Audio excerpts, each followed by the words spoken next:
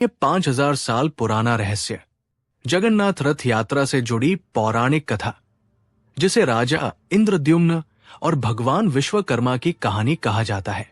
ये वो दिन होता है जब भगवान जगन्नाथ, जगत के स्वामी, अपनी चारदीवारी से बाहर निकलते हैं, जब वो खुद अपने भक्तों के पास आते हैं, जब मंदिर की सीमाएं टूटती हैं और ईश्वर सड़क पर उतर आते हैं। नमस्कार प्यारे दर्शकों, मैं अर्जुन एक बार फिर आपका हार्दिक स्वागत करता हूं आपके अपने चैनल विद्या ज्ञान सागर में। दोस्तों, आज हम एक नई कहानी और एक नया वीडियो लेकर आपकी सेवा में उपस्थित हुए हैं। आज की कथा अत्यंत ज्ञानवर्धक और प्रेरणादायक है। कथा शुरू करने से पहले आपसे एक विनम्र निवेदन है। शास्त्रों में कहा गया है कि अधूरी छोड़ी गई कथा दुख और पाप का कारण बनती है, इसलिए इसे अंत तक अवश्य सुने। और अगर आप अपनी माँ से सच्चा प्रेम करते हैं तो इस वीडियो को लाइक करें, हमारे चैनल को सब्सक्राइब करें और कमेंट में माँ लिखकर अपना समर्थन दें। तो आइए बिना किसी विलंब के आरंभ करते हैं आज की प्रेरणादायक कथा। बहुत समय पहले की बात है, जब धर्म और भक्ति लोगों के जीवन की सबसे बड़ी पूंजी हुआ करती थी। उस समय उत्कल देश में एक राजा राज्य करते थे, जिनका नाम था राजा इंद्रद्युम्न। राजा इंद्रद्युम्न केवल एक शासक नहीं थे, वे भगवान विष्णु के परम भक्त थे। उनका हृदय हर पल अपने आराध्य की याद में डूबा रहता था। राज्य का वैभव, सोने चांदी से भरे खजाने, सेना का बल, ये सब कुछ राजा के लिए दूसरे स्थान पर था। पहले स्थान पर था उनके इष्ट देव की भक्ति। एक रात राजा इंद्रद्युम्न को एक स्वप्न आया। स्वप्न में उन्होंने देखा कि समुद्र के किनारे नीलाचल नामक एक पवित्र पहाड़ी पर एक विशाल और दिव्य प्रकाश चमक रहा है। उस प्रकाश के बीच भगवान विष्णु अपने नीलमणि रूप में, अपने वास्तविक और सबसे सुंदर स्वरूप में खड़े हैं। उस रूप का नाम था नीलमाधव। राजा की नींद टूट गई। उनका हृदय तेजी से धड़क रहा था। मन में एक अजीब सी बेचैनी थी। वे समझ गए कि ये कोई सामान्य स्वप्न नहीं था, ये उनके आराध्य का संदेश था। उन्हें बुलाया जा रहा था। सुबह होते ही राजा ने अपने राजपुरोहितों और मंत्रियों को बुलाया और अपना स्वप्न उन्हें सुनाया। सभी ने सलाह दी कि इस संकेत को नजरअंदाज नहीं किया जा सकता। भगवान नीलमाधव की खोज की जानी चाहिए। राजा ने तुरंत अपने सबसे विश्वासपात्र ब्राह्मण और संत विद्याप्ति को बुलाया और उन्हें ये पवित्र कार्य सौंपा। विद्याप्ति ने राजा के चरण स्पर्श किए और अपनी यात्रा पर निकल पड़े। उन्होंने जंगलों को पार किया, पहाड़ों पर चढ़े, नदियों को तैरा। कई महीने बीत गए, लेकिन नीलमाधव का कोई पता नहीं चला। विद्याप्ति का मन निराश होने लगा। क्या ये स्वप्न केवल एक भ्रम था? क्या वे अपने राजा को निराश कर देंगे? इन सवालों ने उनके मन को घेर लिया। एक दिन थके हारे विद्याप्ति एक घने जंगल में पहुंचे। ये जंगल सावर जनजाति का निवास स्थान था। ये लोग बाहरी दुनिया से दूर अपने ही नियमों और परंपराओं में जीते थे। विद्याप्ति को भूख और थकान ने घेर लिया। वे एक पेड़ के नीचे बैठ गए। तभी उनकी नजर एक झोपड़ी पर पड़ी। वहां एक वृद्ध सावर व्यक्ति रहता था, जिसका नाम था विश्वावसु। विश्वावसु ने इस अनजान ब्राह्मण को देखा। उसके चेहरे पर थकान और भूख साफ झलक रही थी। सावर जनजाति के लोग भले ही बाहरी दुनिया से अलग रहते थे, लेकिन उनका हृदय बहुत विशाल था। विश्वावसु ने विद्याप्ति को अपनी झोपड़ी में बुलाया, उन्हें भोजन और पानी दिया। विद्याप्ति ने आभार जताया और अपनी कहानी सुनाई कि वे एक देवता की खोज में निकले हैं, जिनका नाम नीलमाधव है। ये सुनकर विश्वावसु का चेहरा बदल गया। उसकी आंखों में एक अजीब सी चमक आ गई, मगर तुरंत ही वो चमक छिप गई, क्योंकि नीलमाधव की पूजा सावर जनजाति का सबसे गुप्त रहस्य था। ये भगवान उनके ही परिवार के एक गुप्त गुफा मंदिर में विराजमान थे, और ये बात किसी बाहरी व्यक्ति को बताना उनके नियमों के विरुद्ध था। विद्याप्ति बहुत चतुर थे। उन्होंने विश्वावसु के चेहरे के भाव पढ़ लिए।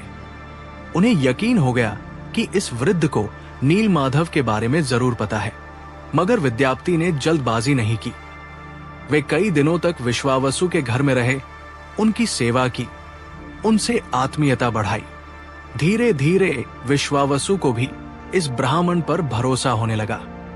विश्वावसु की एक बेटी थी जिसका नाम ललिता था। ललिता बहुत सुंदर और सरल स्वभाव की थी। विद्यापति का व्यवहार और उनका ज्ञान देखकर ललिता उनसे प्रभावित हुई। समय के साथ विश्वावसु ने भी सोचा कि क्यों ना अपनी बेटी का विवाह इस सुयोग्य ब्राह्मण से कर दिया जाए। विद्यापति ने इस प्रस्ताव को स्वीकार कर लिया।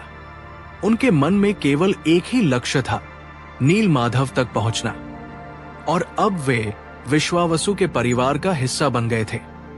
विवाह के बाद भी विद्यापति ने नीलमाधव के बारे में सीधे सवाल नहीं किया। वे जानते थे कि जल्दबाजी से सब कुछ बिगड़ सकता है, लेकिन उनके मन की बेचैनी उनके चेहरे पर झलकती रहती थी। हर रोज वे सुबह जल्दी उठ जाते और जंगल की तरफ देखते रहते, जैसे कुछ ढूंढ रहे हों। एक दिन विश्वावसु को कहीं जाना पड़ा। उसने अपनी आंखों पर पट्टी बांधी और जंगल की ओर चल दिया। ये उनकी परंपरा थी। नीलमाधव के मंदिर का रास्ता इतना गुप्त रखा जाता था कि उस रास्ते पर जाने वाला व्यक्ति भी आंखों पर पट्टी बांधकर जाता था, ताकि वह रास्ता याद न रख सके। ललिता ने अपने पति विद्यापति की बेचैनी को समझ लिया था। उसने अपने पिता विश्वावसु से जाकर बात की। उसने कहा कि उसके पति को बहुत दुख है। उसे लगता है कि वो इस परिवार में सम्मान के योग्य नहीं है, क्योंकि उसे अपने ससुर पर इतना भरोसा नहीं है कि वे उसे अपने साथ नीलमाधव के दर्शन के लिए ले जाए। विश्वावसु का हृदय पिघल गया। वे अपने दामाद को दुखी नहीं देख सकते थे। उन्होंने एक शर्त रखी, विद्यापति को आंखों पर पट्टी बांधकर साथ चलना होगा और ये बात किसी को नहीं बतानी होगी। विद्यापति ने ये शर्त मान ली। उनका हृदय खुशी से भर गया। उन्हें अपने लक्ष्य के करीब पहुंचने का रास्ता मिल गया था। विद्यापति बहुत बुद्धिमान थे। उन्होंने अपनी जेब में सरसों के कुछ दाने रख लिए।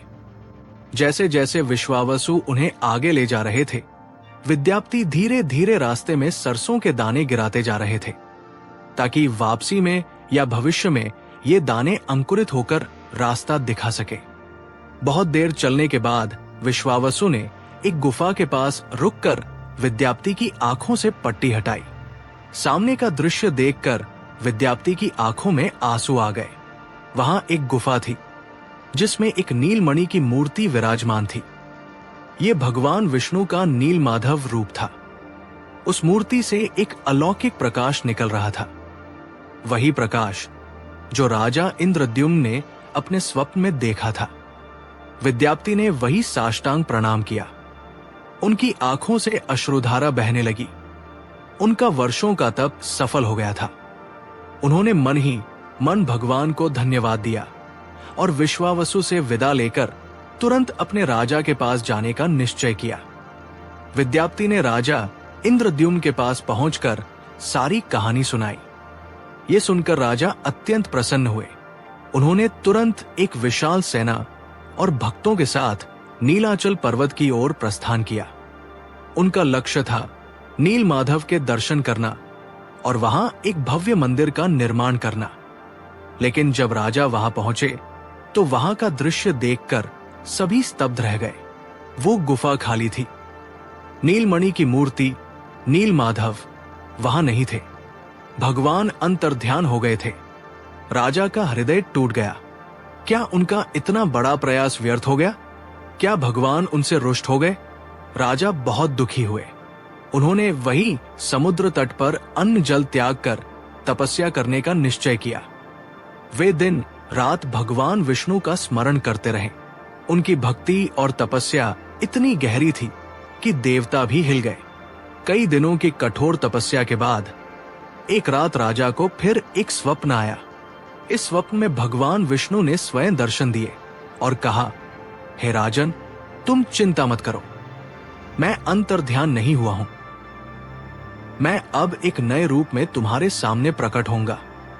समुद्र में एक विशाल वृक्ष का तना बहकर आएगा। उसी से मेरी और मेरे भाई बलभद्र और बहन सुभद्रा की मूर्तियां बनाई जाए। राजा की नींद खुली तो वे समुद्र तट की ओर दौड़े और वहां उन्होंने देखा कि सच में एक विशाल, सुगंधित और अद्भुत वृक्ष का तना समुद्र की लहरों पर बहकर तट पर आ चुका है। इस लकड़ी को दारू कहा जाता है। ये कोई सामान्य लकड़ी नहीं थी, इसमें दिव्य शक्ति थी। राजा ने अपने सबसे कुशल शिल्पकारों को बुलाया, लेकिन कोई भी शिल्पकार उस दारू को काटने में सक्षम नहीं हुआ।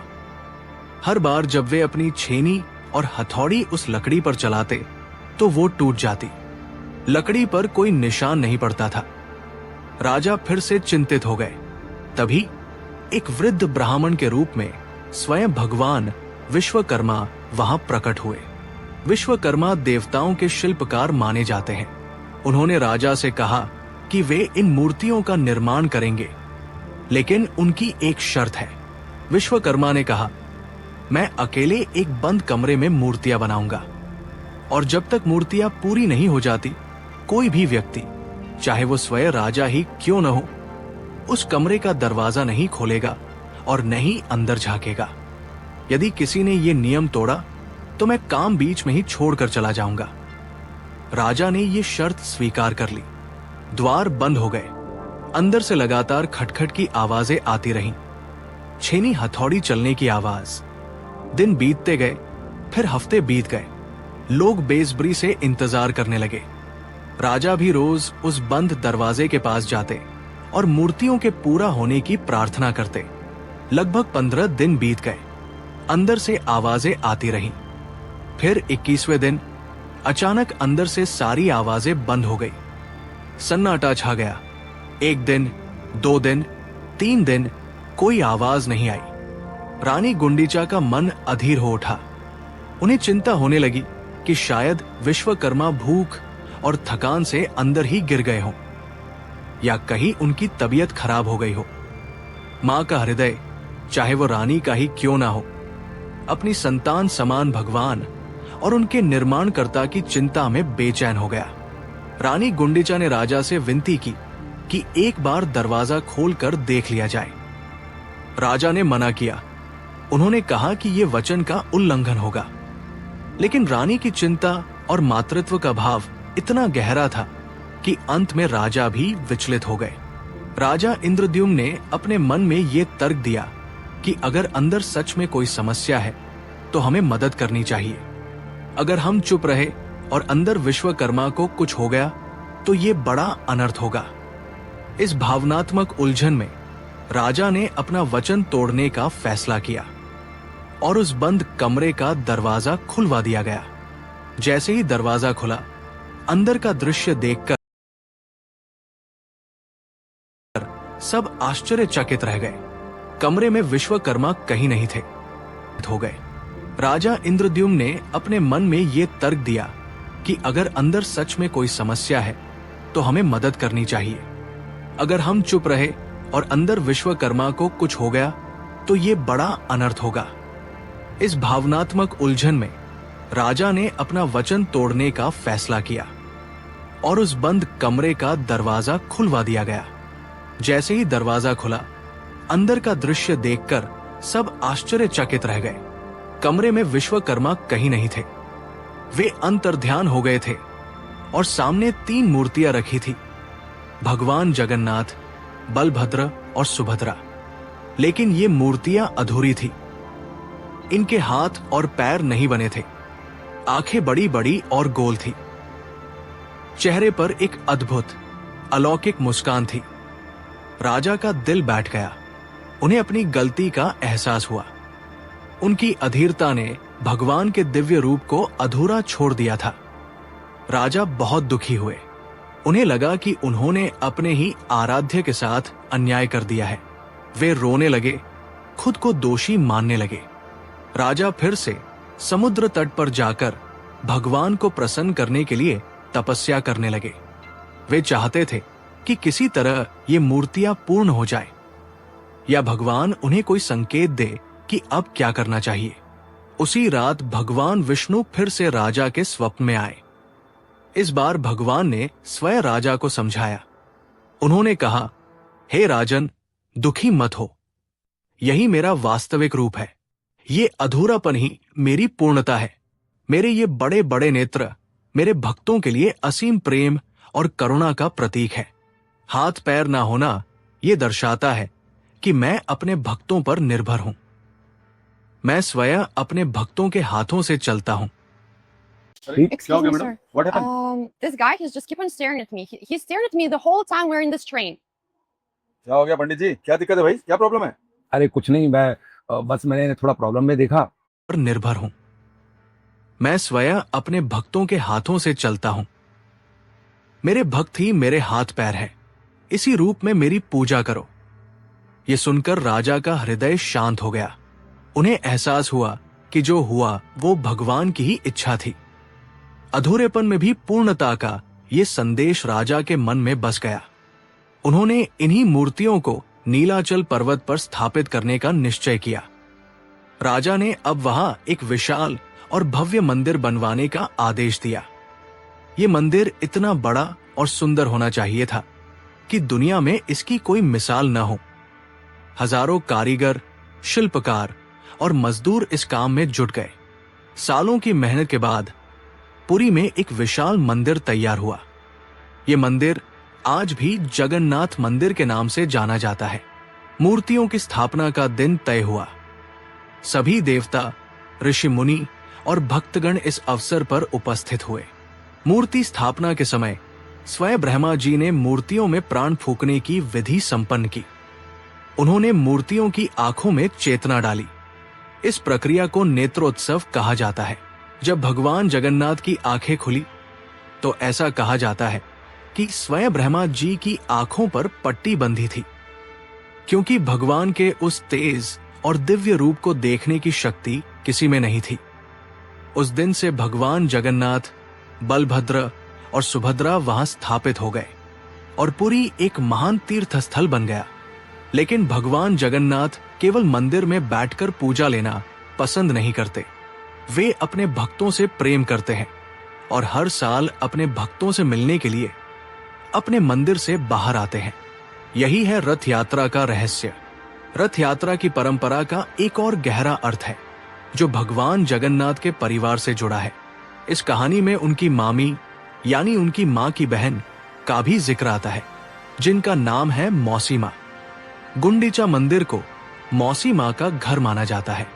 ऐसा माना जाता है कि साल में एक बार भगवान जगन्नाथ अपनी बहन सुभद्रा और भाई बलभद्र के साथ अपनी मौसी के घर जाते हैं।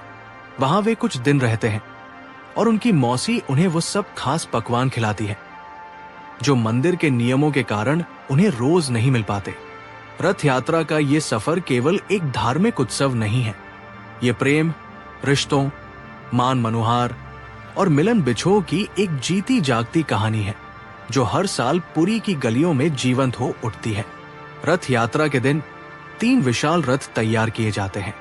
भगवान जगन्नाथ का रथ नंदी घोष कहलाता है जो पीले और लाल रंग का होता है।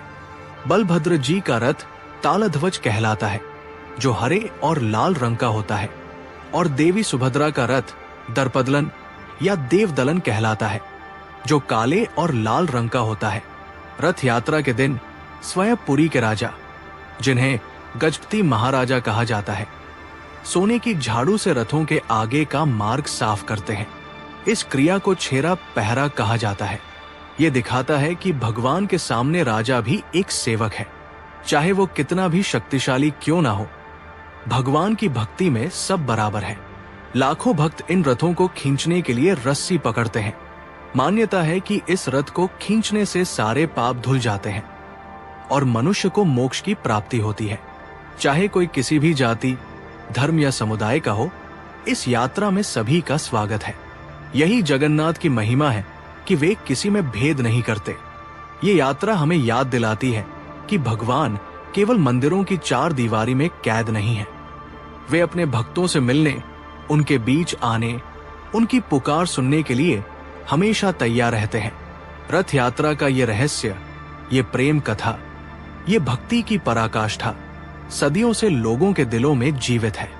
और जब तक ये सृष्टि है तब तक भगवान जगन्नाथ अपने भक्तों से मिलने के लिए हर साल इस तरह रथ पर सवार होकर निकलते रहेंगे और उनके भक्त उस अधूरे लेकिन सबसे पूर्ण स्वरूप में अपने ईश्वर को पूरे दिल से अपनाते रहेंगे।